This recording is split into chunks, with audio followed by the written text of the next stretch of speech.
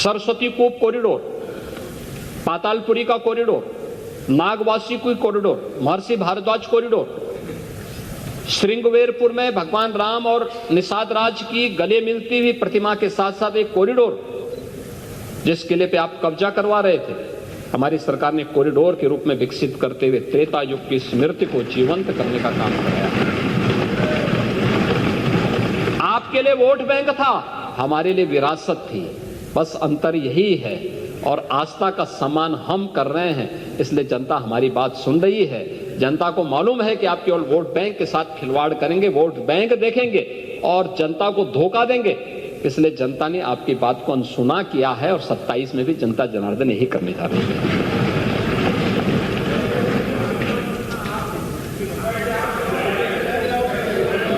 हम मना नहीं कर रहे हैं, मैं तो आपको धन्यवाद दे रहा हूं कि आप कुंभ में गए, 13 में आपको जाने नहीं दिया, हमने इस बार मना नहीं किया, क्योंकि जो मेरी आस्था थी वही आपकी भी आस्था है।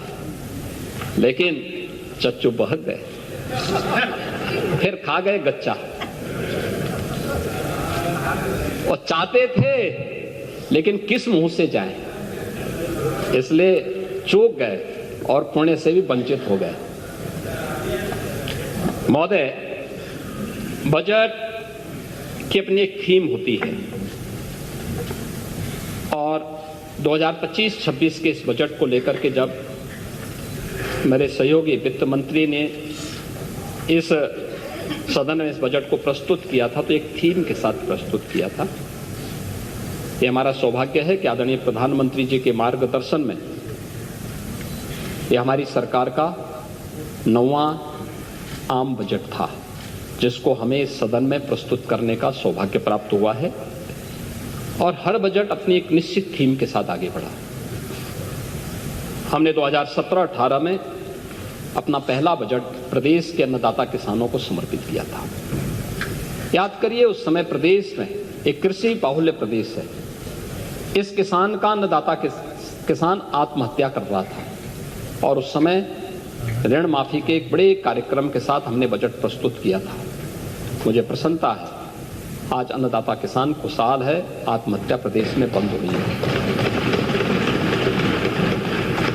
2018-19 का बजट हम लोगों ने उत्तर प्रदेश की आवश्यकता, देश की आबादी का सबसे बड़ा प्रदेश है, तो इस बड़े प्रदेश के लिए हम वहां जा रहे हैं, इसी स्केल का इंफ्रास्ट्रक्चर भी चाहिए। सत्ता पक्ष में तो हम लोगों ने 2018-19 का अपना जो मूल जनरल बजट प्रस्तुत किया था वह इंफ्रास्ट्रक्चर और औद्योगिक विकास के लिए समर्पित किया था और प्रदेश का पहला इन्वेस्टर समिट भी हम लोगों ने इस वर्ष किया था। 2019-20 का बजट हम लोगों ने मातृशक्ति, आधी आबादी को समर्पित किया था। मातृशक्ति के वंदन के लिए, उनके अभिनंदन के लिए मिशन शक्ति के कार्यक्रम को आगे बढ़ाते हुए बजट को महिला सशक्तिकरण को समर्पित किया था। 2020-21 का बजट हम लोगों ने अपने प्रदेश की युवा शक्ति को समर्पित किया था और 21-22 का बजट प्रदेश के स्वावलंबन से सशक्तिकरण की थीम पर आधारित था। 22-23 का बजट अंत्योदय से आत्मनिर्भरता के लक्ष्य को प्राप्त करने का था। 23-24 का बजट त्वरित, सर्वसमावेशी और समग्र विकास के साथ साथ आत्मनिर्भर उत्तर प्रदेश के आधारशिला को रखने का, और 24-25 का हमारा बजट लोक मंगल को समर्पित करके राम राज्य की अवधारणा को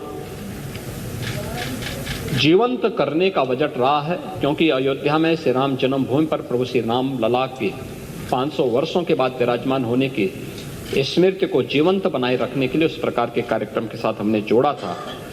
और 25-26 का इस बजट को भी हम लोगों ने आदरणीय प्रधानमंत्री जी की ही प्रेरणा से अन्नदाता किसान, युवा, महिला और गरीब को समर्पित करते थे। इसको हमने थीम दी है वंचित को वरीयता।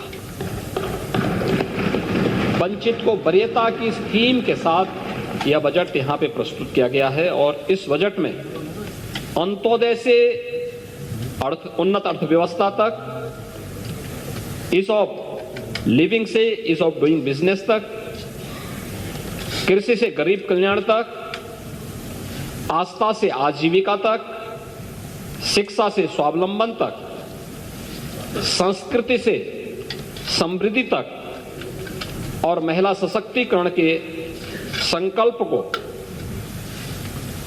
पूरी प्रतिबद्धता के साथ आगे बढ़ाते हुए एक विकसित उत्तर प्रदेश की आधारशिला को मजबूत करने के संकल्प के साथ इस बजट को लेकर के हम लोग लेके आए हैं।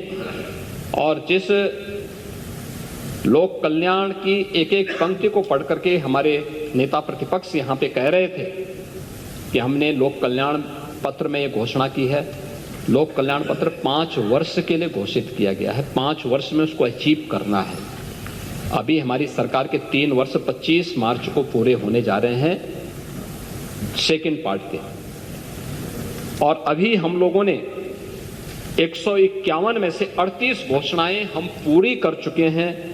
91 घोषणाएं हमारी गतिमान हैं और 22 घोषणाओं में से कुछ की घोषणा इस बजट में की गई है और कुछ घोषणाएं हमारे अगले बजट में होने जा रहे हैं, जिन पर मैं भी चर्चा करने जा रहा हूं।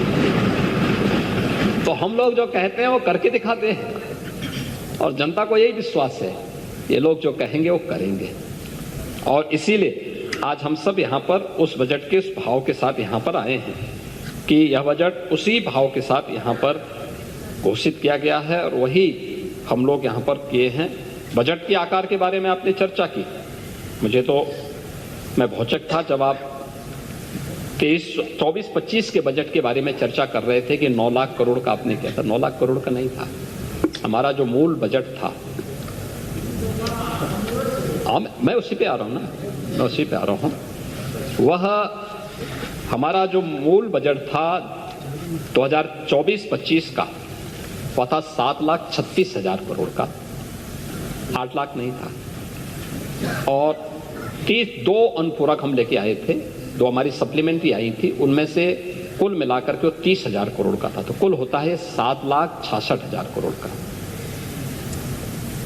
आप पाणी जी मुझे लगता है एक बार फिर से देख लेंगे, आंकड़े जिसने भी दे दिए हैं। देखिए आपके साथ समस्या यही है, जब आप अपने विवेक से बोलते हैं तो सही बोलते हैं, लेकिन जब आप पढ़ने लगते हैं, कोई लिख के आपको देता है, जबरन आपके मुंह पे अपने शब्द थोपता है, तो आप थोड़ा ट्रैक से हट करके बोलने लगते हैं। तो आपको ये शोभा नहीं देता। अरे मैं आंकड़े बोल रहा हूं ना, आंकड़े तो मैं दे रहा हूं आपको कि मूल बजट हमारा था 7,36,000 करोड़ का और दोनों सप्लीमेंट्री जोड़ करके 30,000 करोड़ का होता है, तो कुल मिलाकर के 7,66,000 करोड़ का था। और 7,66,000 करोड़ के बाद अब हमारा जो मूल बजट है वह है 8,08,000 करोड़ का है।